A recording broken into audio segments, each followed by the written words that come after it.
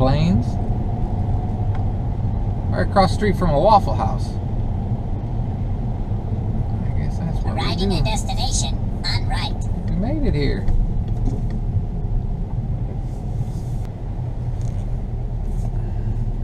Alright, tubers.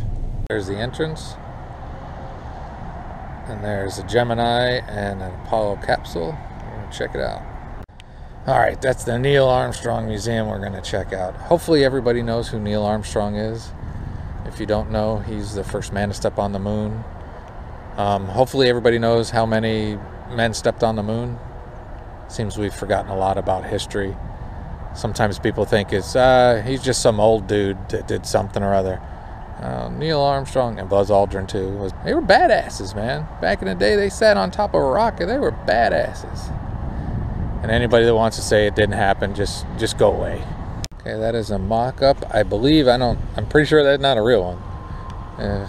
Maybe tomorrow we'll go to the Wright Pat Museum and they have the Apollo 15 capsule. This is a mock-up. Now, Gemini, you can sit in there. We're going to do that real quick, even though it's wet.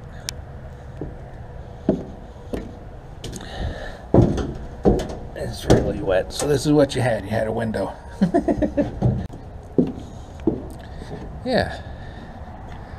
So Gemini and Apollo. And honestly, I haven't been to the Wright Pat Museum in a while. They do have Apollo 15 and they got the shuttle mock-up and they got the 4th building built. So how about tomorrow I do that? Yay. That's pretty cool. A little Ford painted up nice. The lander. License plate read First Man. Pretty cool.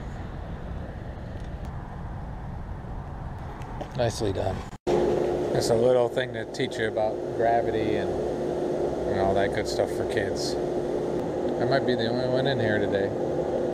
Really interesting stories about ham. I'm not going to go on and on about it, but you can check it out. He flew for 17 minutes. The rumor was, I want to check it first, I might edit this out, but I had always heard that the Russians put a dog up and they gave a puppy of it to Kennedy as a gift, as a poke in the eye. I'm going to double check that.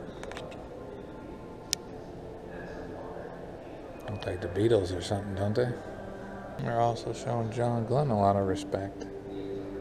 He's also from Ohio. As I edit this video tonight, I just learned of the passing of John Glenn at 95. True American hero. Greatest achievement came as commander of the Apollo 11 mission.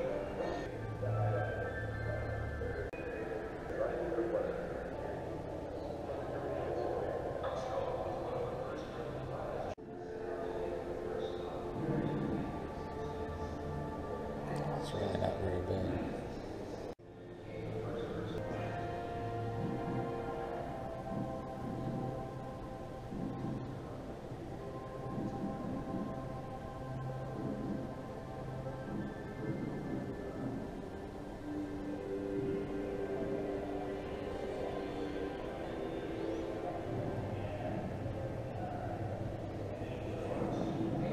Really not very big, is it, for two guys?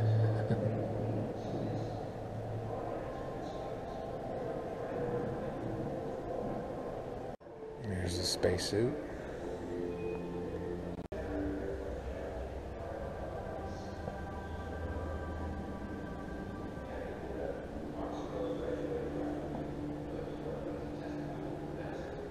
They docked with a rocket, I think, out there. But it didn't go easy. They spun like really bad or something and almost lost it.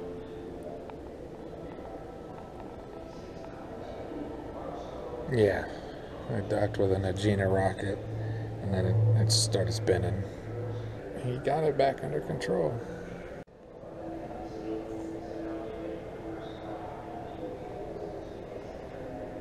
Saturn, I've been down to Cape Kennedy. That is amazing. It's huge. Imagine sitting on top of that thing. Whew. There you go. I think like 36 stories or something. Takes a lot of energy to get something to the moon. The cell phone probably had more computing power than they had back then. They were smart. They were still using sextants. You know what I'm saying? I'm going to the moon using a sextant. Like everything, they try to blame Gus Grissom, but it wasn't his fault. That's some old food right there. Bet this is bathroom stuff. Yeah. It's not easy to go to the bathroom in space.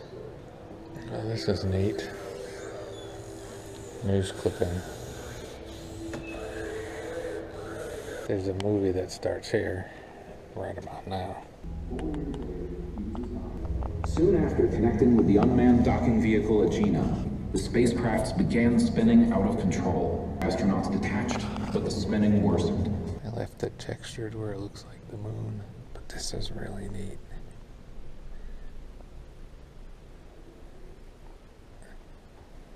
There's a rock from the moon. That close to it.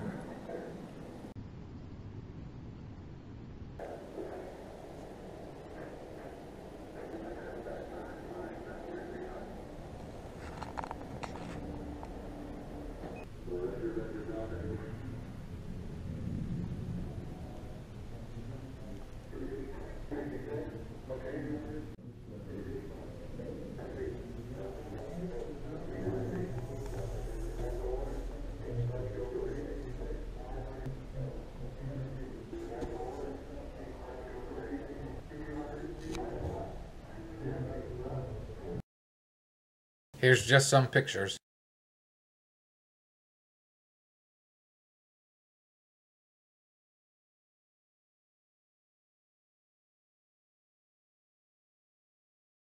It's a replica of Sputnik. And some badasses I was telling you about before. This is actually the Mercury 7. That's Scott Carpenter, Gordon Cooper. Let's see how I can do. John Glenn, obviously. That is Gus Grissom.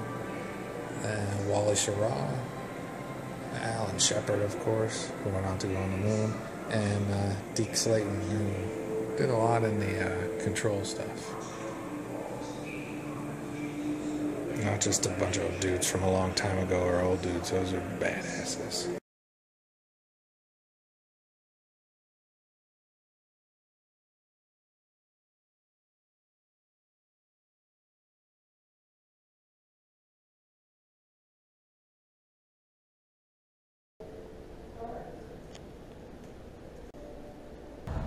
Oh, and most of you, I'm sure, do know that there were 12 men that stepped on the moon. So, that was a pretty neat little museum. I don't know how this video is going to come out or if it's worth watching. Hopefully some enjoyed. But if you're on I-75 around Wapakoneta, you can see it from the highway. Jump off. If you do it quick, you can do it in an hour and be glad you saw it. There's a car, and I think I wrote down a couple addresses in Wapakoneta that I'm going to go drive by. Maybe I'll take a picture on this nasty kind of day. But hey, it's December, right? Could be a lot worse. There's even a Holiday Inn Express right next door. And like I said, there's a Subway, there's a gas station, there's a Waffle House, McDonald's, Lowe's. Right there. Wapakoneta.